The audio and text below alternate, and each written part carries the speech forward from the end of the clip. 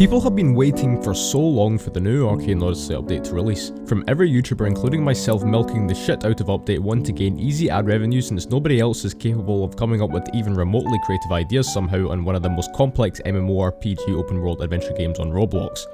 So now fast forward to the 23rd of April 2023 where the new update has just been released. I'm sure everyone is having fun, doing their little Easter event and diving into the depths of the sea for treasure and shitting in metal mages since now they're almost as useless as the wardens who don't even exist.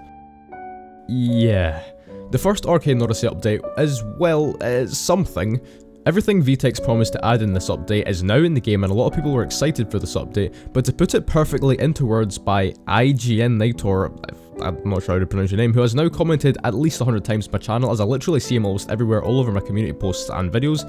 I like how everyone was begging VTech to release the update already instead of waiting for the full package, and as soon as they got what they wanted, they are already complaining. But this begs the question, why is everyone complaining about this update? To put it simply, I feel like the complete oversaturation of Update 1 videos on YouTube by many large content creators has completely overhyped the update's release.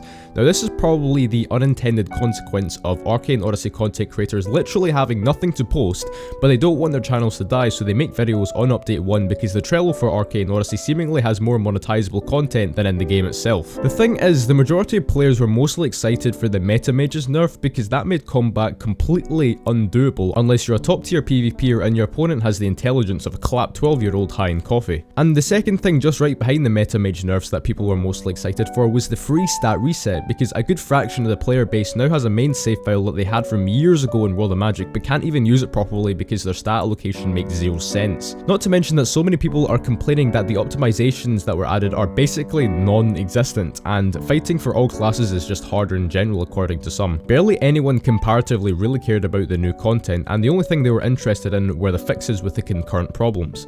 Now I'm fairly sure that's because almost everyone in the community has their eyes set in the future Nimbus C storyline. Now we have to understand here that VTech is also a solo developer and is responsible for most of the work being put into updates.